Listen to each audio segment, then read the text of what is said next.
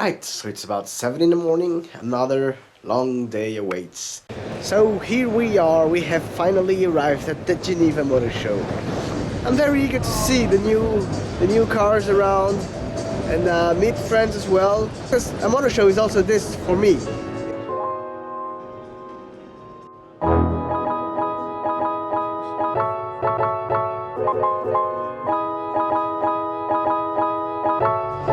So a real quick visit at the Liberty Walk LB performance stand at the Geneva Motor Show, and it's actually very interesting for me because this is the first time that I actually see an LB performance car on Liberty Walk.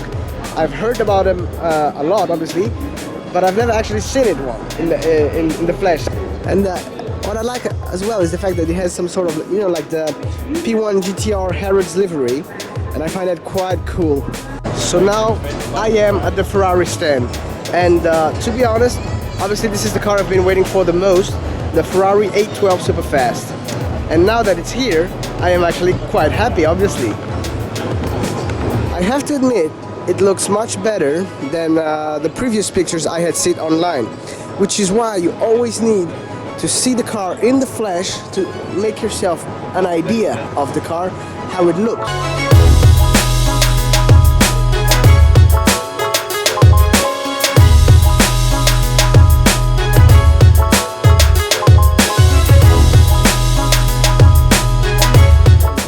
And among all the other cars out of Geneva is this Aston Martin Vulcan. You might remember it for a very simple reason, because we rode in it in Spa-Francorchamps. So seeing it here is actually quite interesting as well, in a static kind of pose. But well, I have to be honest, and a bit cocky, it looks better on the track, especially with me inside. So here is the Lamborghini Huracan Performante. The one that had such a debate with the ring record, So it's presented in a quite original matte orange color with some very odd flowerish wheels. I'm not saying I don't like them, it's just like, I don't know, it feels weird. Italian stripe in the side skirt. I really like the fact that the two-tip exhaust. Actually, it reminds me of the 430 Scuderia, Well, the Huracan Performante is to the Huracan what the 430 Scuderia was to the 430, actually, so yeah. Contrary to the back of the Aventador SV, I instantly fell in love with the new front bumper of the Aventador S, reminiscent, of snake fangs and shark fins. I find it absolutely aggressive. And it's a massive aesthetic upgrade from the current Aventador, in my humble opinion. And now the long-awaited Pagani Huayra Roadster, full of carbon fiber, as you can see. And yeah, it's a gorgeous, obviously, car. And I kind of like the wheels as well. They are sort of like, how do you say, golden, a little bit, a tad golden, not 100% golden, but still. So what Pagani has been able to achieve with the Roadster is basically, what they did is to make it lighter than a coupe, which is a feat in itself. It's a promise of engineering, and it's a promise of engineering, because usually the coupes are much, usually the Roadsters are much weight more than the coupes. So as you can see, the Huayra Roadster, there aren't many changes, except the back, as you saw, the fact that basically I find it gorgeous. It reminds me a lot of the BC. Like, can you see those little things above the tail lights? It goes all the way up. I find it pretty nice, pretty nice. It looks very nice, that's for sure. It's an incredible machine. It's craftsmanship, as usual with Pagani, with a lot of blue details, as you can see on the door hinges and stuff like that.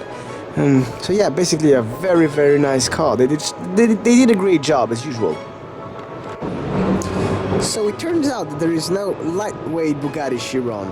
There is just this customer Chiron, and it's carbon blue, as you can see, which is quite impressive. Well, Bugatti's carbon weave has always been top notch. It's among one of the best in the world, without a doubt. Look at that. So yeah, basically it's a full carbon Chiron, which is probably much more expensive than we'd like to admit.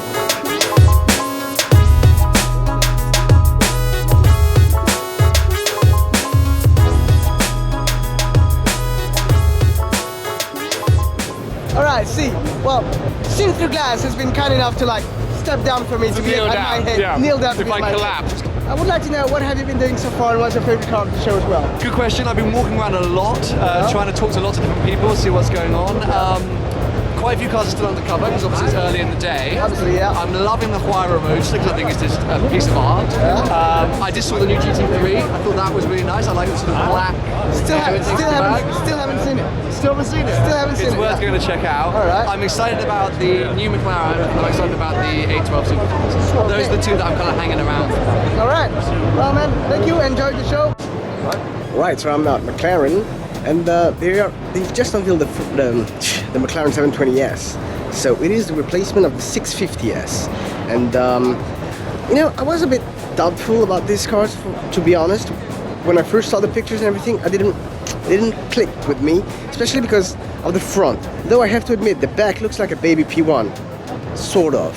So yeah, let's check this out in details now, in the flesh, to see how well or how bad it looks.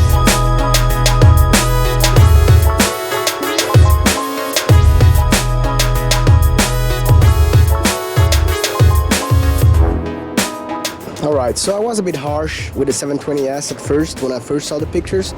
You know, I said it looked very Zenvo-ish, that the front was a bit weird, especially with those front lights. However, I have to admit that when you see it in the flesh, it's not exactly the same car as we've seen in the pictures. It actually looks much better, and I'm not saying I am sold for the moment. However, I'm not on a negative stand, that's for sure. Because you have to agree one thing, you have to admit one thing, is that the fact that there is a slight coherence in the whole shape of the car. It has been very much worked on, especially the aerodynamics, which would kind of explain why some people have said that this car would like beat up any other, you know, contender, rival. This motor show turns out to be quite spectacular for many reasons. The thing is, I meet so many people, there's so many people to talk to, that it becomes actually hard to like get footage and do stuff, take pictures and everything. But right now I am going to see the Koenigseggs. They are all parked outside apparently.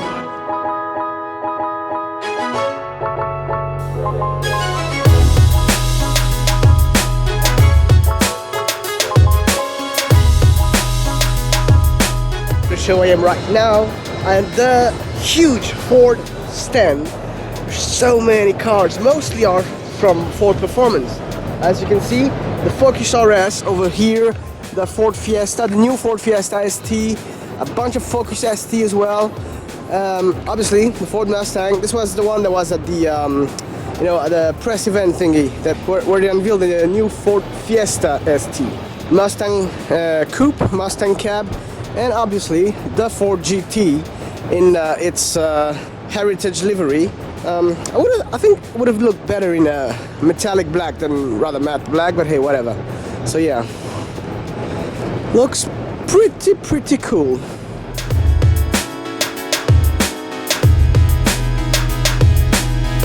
I am here at the Koenigsegg stand, and this is the Regera I was talking to you about, the dark green carbon fiber one. And it features a lovely set of wheels that I don't remember them from the pictures I've seen. And they are lovely, like white, some sort of, I don't even know how to describe this. It looks like some sort of white ivory with black carbon fiber. And it's absolutely incredible. I really think this is the best spec Regera to date. I mean, sure, there have only been 4, but still, this is the best one. Dark green carbon fiber body, brown leather interior. Come on, lovely spec. Very British, very classic. It's not too, look at me, not too kitsch either. It's a very sober spec and configuration. So kudos to the owner, really.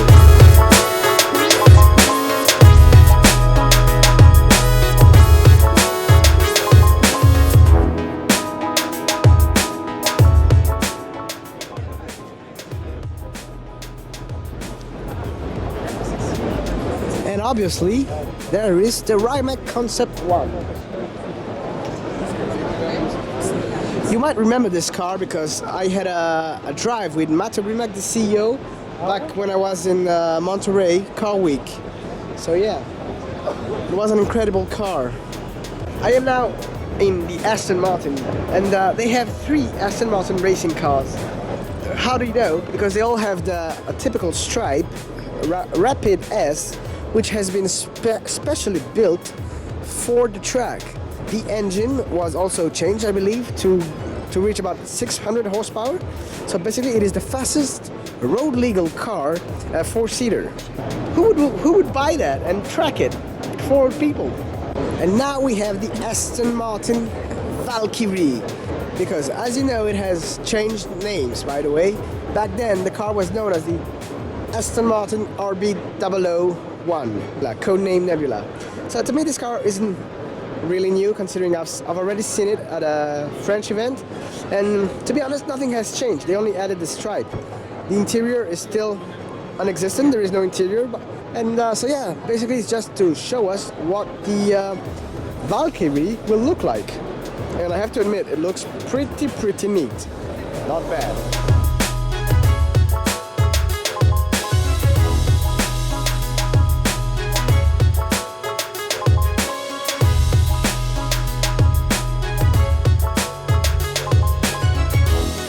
I'm at the Alfa Romeo stand, and they obviously have the whole range. The Stelvio, the Giulia, the Giulietta, the 4C as well. They also have the Stelvio Quadrifoglio, which is basically the sportier, more powerful version of the Stelvio. I believe they chose a spec that kind of suits it, like, you know, darker wheels.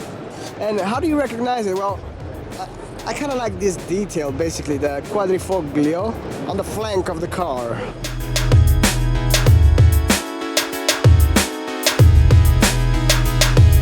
So this year, roof, or roof, depending on how you spell it, but I think it's roof. They did something quite special. They brought 3 cars and 3 important cars. The first CTR from 1987, lovely car. The CTR2 from 1997. It really looks like a 959, a Porsche 959 when you think about it. And obviously we have the CTR3, a big monster really, from 2007. So this is the 2017 roof CTR. So as I told you, apparently there is like a big model every 10 years, and this is it. I don't know about you, but I feel like this one, it's, you know, despite being a 2017 model, for example, it almost looks as old. 1987 first roof. I think it's also one of the interesting and key factors of the success of roof is the fact that they managed to make a car that still, you know, it has that retro look, a bit of a classic Porsche. And this is, I believe this is why they're doing so well. But then again, that's just my opinion, my 2 cents, really. The Swiss tuner fab design has brought something quite interesting and original that you can see behind me. You can catch a glimpse right now.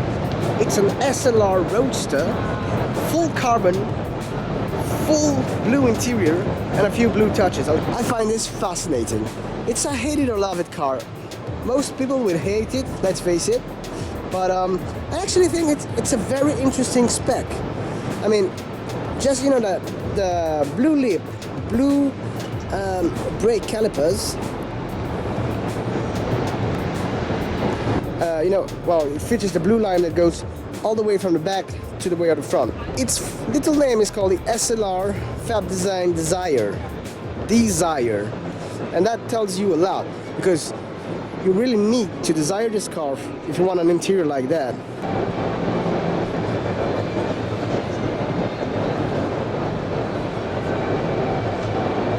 Fab Design is usually known for their interiors, at least as far as I'm concerned, and they are always beautiful. After, it's just you either like it or not, that's all.